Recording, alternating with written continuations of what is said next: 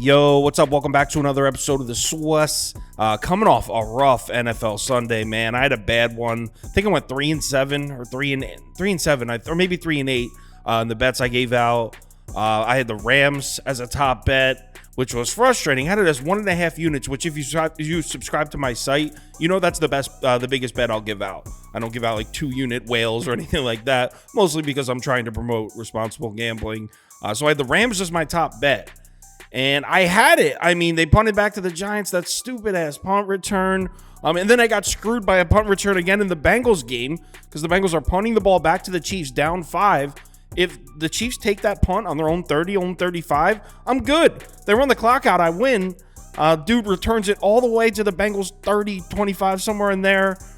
Which then led to a busted cover in that one. And then just some bad decision making. If you go back and watch my video from yesterday, I'm confident. I like the Raiders +4 and I like the Ravens -3 a lot. I like those two, but for some reason I put the Seahawks as a top bet over those two. And those are two of my smaller bets. I don't even know what I was thinking.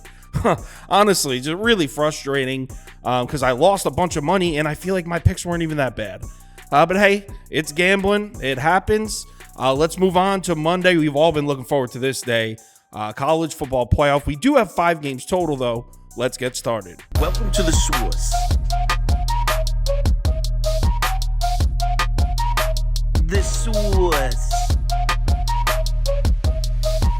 Swiss. Hey, get the Swiss. First up, Wisconsin, LSU. Another showdown between the Big Ten and the SEC. SEC has definitely gotten the best of that matchup so far. This game's being played in Tampa, so I guess maybe a little bit of home field advantage for LSU. This line is now LSU -9, which is down from 10. It was at 10 I was actually at 10 as recent as yesterday. Total sitting at 57.5. Looking like LSU is definitely the public side in this one. Tickets seem to be leaning towards LSU pretty heavily. And it looks like when the line hit 10, that there was some sharp buyback on Wisconsin. Because for the most part, it was at 10 yesterday. For the most part, I'm seeing 9s across the board now. Actually seeing a couple 8.5s open. So let's talk opt-outs. Wisconsin's got a surprising amount of inactive players here. You would think it would be LSU, but it's not. Braylon Allen declaring for the NFL draft. I will say, though, he's been a little disappointing. Well, I should say the Wisconsin rushing attack as a whole has been a little disappointing this year. They had really high hopes for Braylon Allen entering this season. He had a monster freshman year and a monster sophomore year. I mean, I was expecting like a Jonathan Taylor type Wisconsin rushing season. Didn't happen at all. It was the worst year of his collegiate career. So he opted out for the NFL draft. They're also missing a couple pieces at wide receiver, a couple pieces on the offensive line, center and right tackle. A few starters on the defense as well. The main one being that linebacker Turner. I think his name's Justin Turner. It's important to take note, though, Wisconsin is getting a couple pieces back. Specifically the quarterback, Tanner Mordecai, missed the end of the season with an injury. He's going to play in this game. And Bryson Green, he missed the last 3 years. I think he's been out since early November. He's going to be back as well. So Wisconsin missing some pieces, but they do get 2 key pieces back. Now on the other side, surprisingly, not a ton of inactives for LSU here. Obviously, Jaden Daniels declared for the NFL draft, as he should, the Heisman Trophy winner. And they're missing a starting offensive tackle, which is a big player too. He's one of their 5-star guys. He didn't travel with the team. I actually didn't even know that until a dude in the Discord told me. So he wasn't even listed on the list. He did not travel with the team. They also have a starting safety leaving in the transfer portal. So as a whole, LSU really not in bad shape here. Jaden Daniels and the offensive tackle are big, though, especially with an offense that relies heavily on the passing attack. Not going to do a deep dive into the numbers on this one.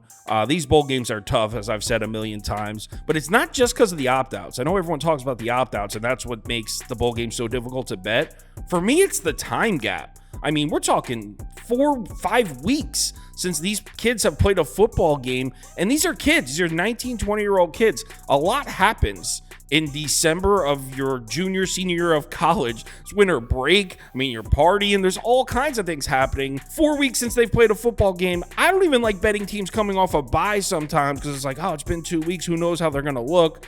There's just so many question marks here with these games. That's why, I mean, I do bet these games heavy, but I openly admit that there's a bit of gambling involved here. They're very difficult to handicap. As far as what I'm doing in this one, though, I'm going to take the points with Wisconsin here. I think it's a buy low spot for Tanner Mordecai. He really started off the season slowly at Wisconsin before he got hurt. It was not looking good. And I feel like everyone kind of wrote him off, like, Tanner Mordecai sucks. In fact, I feel like the general consensus surrounding Tanner Mordecai returning to the field here is, well, Tanner Mordecai's playing, who cares? But in reality, he's much better than the other kid, Braden Locke, I think his name is. Tanner Mordecai's a serious upgrade there. We know Mordecai can sling it. I mean, man, we saw him throw, 75 touchdowns in his 2 years at SMU? We know this kid can throw the ball. So I feel like everyone writing him off, we might be getting a buy low spot for Tanner Mordecai. And as far as the LSU side, what do we know about this LSU team? They're all offense, right? I mean, that's how they cover numbers. They bring you into these shootouts and they put up a shitload of points. Now, I do have faith in Nussmeier. I'm sure he'll be fine at quarterback starting in place of Jaden Daniels. He can make all the throws. So I do have faith in him through the air. What I'm worried about is the lack of Jaden Daniels' run game because Nussmeier's nowhere near the athlete that Jaden Daniels is. And if you watch LSU football this year, you know that so many of their big plays were Jaden Daniels' 65-yard runs. His legs, his athleticism was a huge part of that offense as well as the passing attack. So with that gone, I don't know if I feel comfortable laying 9-10 points with this LSU team, especially because we know how their defense struggles. So give me Wisconsin. I'm taking Wisconsin +9. I'll search for a 9.5. I think it's the right side to be on, and I'm happy to fade JBY in the Discord because that dude, he's got to be the most stubborn person alive. Yo, you can debate with that guy and be 100% right, and he will never admit it. So he's a diehard LSU fan. I'm happy to fade him next game. Iowa versus Tennessee in the Citrus Bowl. Tennessee laying 5.5 points in this one, and the total sitting down at 35.5. Action came in heavy on Iowa early. This line was up at 8.5. It got bet all the way down through 7. Now we're down to 5.5s mostly. So significant line movement this week in this game. And we are definitely starting to see some buyback on Tennessee now that it's down at 5.5. Next up, let's talk opt-outs, and really none for Iowa. Their problem is just injuries, not opt-outs. Cade McNamara, as we know, out for the season. They lost both tight ends. They're also missing a huge piece on that defense, Cooper DeJean. He's been out since early November. One of the best players on that defense, DeJean, so him being out is huge. There's also a couple injuries on the offensive line, but apparently Ferenz is saying they're looking good, whatever that means. I don't know if they're going to play. So not really anything as far as opt-outs. There is a wide receiver transferring, but he's like the 3rd or 4th wide receiver on the depth chart, so who cares? Now on the Tennessee side, they're not missing a ton of starters. I think 7. Well, 7's a decent amount, but compared to some of these schools, 7's not that crazy. But the thing is, they're key pieces. The Tennessee offense this year was powered by the run game and Jalen Wright. That's what made this offense work. Well, actually didn't really work for a lot of the season, but they were very reliant on the run game. Jalen Wright, star running back, he opted out for the NFL draft. So did their RB2, Jamari Small. He also declared for the NFL draft. So both of their starting running backs out. Also, quarterback Joe Milton, he opted out for the NFL draft. So yeah, that's only 3 pieces that they're missing on offense. But shit, man, in a rushing offense, those are 3 pretty key pieces. Also, some serious holes on the defense. They're missing a piece on the defensive line who's actually 2nd on the team in sacks, and the Tennessee pass rush, that was the backbone of this defense. They're also missing 3 starters in the secondary, 2 corners, and a safety all opted out. So Tennessee defensively should be a shell of itself against the pass here. But have you seen the Iowa passing attack? I mean, Iowa has the worst passing attack in the FBS, and yes, I'm including Group of 5 programs. This is not an Iowa offense that's equipped to exploit an inexperienced Tennessee secondary. The Vols' backup secondary can most likely still clamp Iowa's passing attack. And Tennessee has had a great run defense all year, so I don't trust Iowa to get the ball moving at all in this game. But do I trust the Vols' offense to move the ball against a mostly intact Iowa defense? And the answer is no. I mean, shit, we saw the Tennessee offense struggling to move the ball against good defenses all season. That was with Joe Milton and Jalen Wright. How can we trust a freshman quarterback who, admittedly, this kid, I forget his name. I forget his name. It's a tough name to pronounce, but he's a freshman and he's supposed to be the man. I remember seeing him in a viral Instagram clip. He was doing like 360 throws, 40 yards down the field. Insanely talented. He's supposed to be the man, but he's had like what, 31, 32 career snaps. Do you trust him to come in and move the ball on Iowa, who very well may be a top 5, top 6 defense in the FBS and who's only missing 1 starter? I certainly don't. I'm taking the points. Give me Iowa +6. I think they can win the game outright. I also like the under at 35.5 next game. Liberty versus Oregon. This line is 17.5. Oregon is favored. Total sitting at 68. Action is coming in all over the Ducks in this one. Line did drop down to 16.5 for a little bit, but now it's back up to 17.5. And actually, as I'm reading this, I'm seeing 18s open. Look, I have zero interest in talking about this game. Oregon has a bunch of question marks here, a bunch of potential opt-outs. So they literally haven't made up their minds yet. They're not letting us know if they're going to play in this game, even though kickoff's in about 10, 11 hours. Sounds crazy, I know. So yeah, I have no interest in talking about this game. What I'll probably end up doing is wait and see what the people in the Discord are doing, and I'll just tail somebody. Next game, Michigan versus Alabama. Finally, we get to the games we want to talk about. This line is Michigan -2, which is up from 1.5. Total sitting at 45. Alabama definitely looking like the public side in this one, as you would expect. Handles a little closer to even, indicating that there is some sharp action coming in on Michigan, which would make sense because we saw this line move from 1.5 up to 2. So these two teams just played in the Citrus Bowl back in 2020. Alabama beat the life out of them with Mac Jones and Najee Harris. That was that team. And yeah, this is like 95% meaningless, but coaching is huge in college football, so we can take note that Nick Saban did beat Jim Harbaugh in a bowl game in 2020, but honestly, I think this is pretty meaningless. So real quick summary here, Jalen Milroe is undervalued. The problem with college football is people only tend to watch the huge games, right? And everybody watched that Texas game back in week 2. Jalen Milroe was bad. It was his worst game of the season. And everyone saw it, and everyone immediately marked Jalen Milroe in their brains as a bad quarterback. Far fewer people watched him develop as the season progressed, and towards the end of the season, Milroe was one of the better Power 5 quarterbacks in college football. He's got an average passer rating of 182 on the season if you take out the Texas game. He was great in the SEC championship game against Georgia, 8.3 yards per pass attempt, 2 touchdowns, no picks. Look, I trust Milroe. I think he's going to be one of the best offensive players on the field in this game for either team. Now, obviously, we do have to give Michigan some credit. They got an elite pass defense over there. Definitely a tough challenge for Milroe, but look at Alabama's schedule. They're playing a top 25 defense basically every single week. We saw Milroe go on the road into Texas A&M, who has the best pass rush in the country. He threw for 321 yards and 3 touchdowns in this game.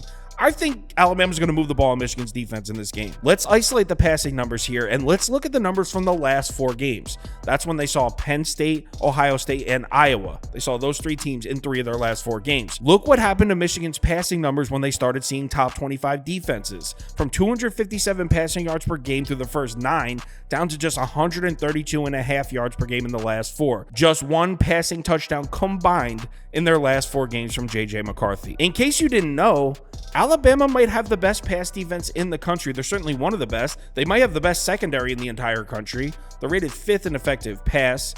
If McCarthy couldn't make plays through the air against Iowa, Ohio State, and Penn State, then I'd say we have enough evidence to say he's going to really struggle against this Alabama defense. The angle I do see for the Michigan offense is Blake Corum in the run game, though, because we have enough evidence to say Alabama's pass defense is going to be a nightmare for J.J. McCarthy. But if you look at Alabama's schedule, there's actually not a ton of elite rushing attacks on there. Kentucky can run it. Tennessee can run it. Georgia, although Georgia's not the same this year. They're more of a pass-first offense this year. It's not the Georgia of years past. Ole Miss can run it. But I don't think any of those rushing attacks can compare to Blake Corum in that Michigan offensive line. So if you're betting Michigan, that's your angle. You want to see the run game working, and I think there is enough evidence to say Michigan can run the ball in Alabama. But this comes from Bama Boy himself in the Discord, and these are his words here. He said, "There's a reason Alabama owns Georgia," because Nick Saban is like 4-1 or 5-1 against Kirby Smart. It's because Alabama is a bad matchup for what Georgia wants to do. They want to slow the game down, establish the run, control the clock. That's the game that Nick Saban wants to play. If you look at the teams that have beaten Alabama over the years, Clemson, with Deshaun Watson and Trevor Lawrence, elite quarterback play, explosive offenses that can take the top off the defense, that's not Michigan. This Michigan team is built more like those Georgia teams. They want to run the ball. They want to get physical. They want to play Nick Saban football. And that's exactly what Nick Saban wants you to do. So what am I betting in this game? You already know. I want the better head coach and the better quarterback. I actually bet Alabama money line as soon as it opened at plus 120. I bet it a couple more times since then. I think the wrong team's favored in this one. Roll Tide. Texas versus Washington.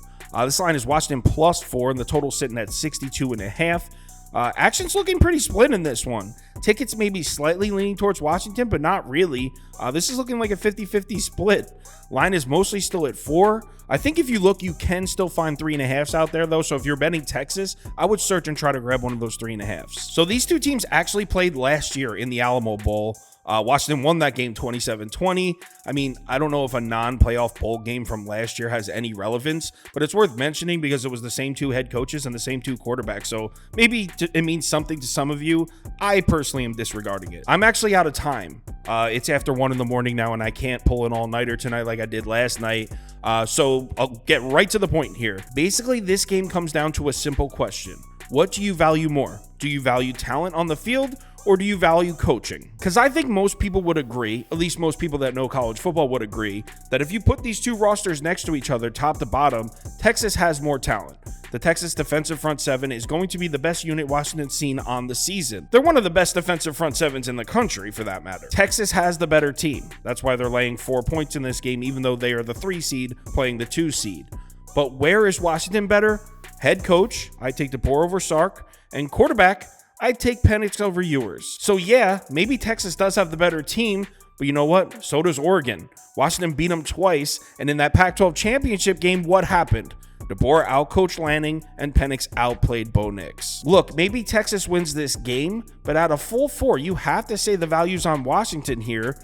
So I'm rolling with the Huskies in this one. I'm taking, in my opinion, the better head coach, and in my opinion, I'm getting the better quarterback too, and I'm getting 4 points. I'm not taking the money line. I want those points.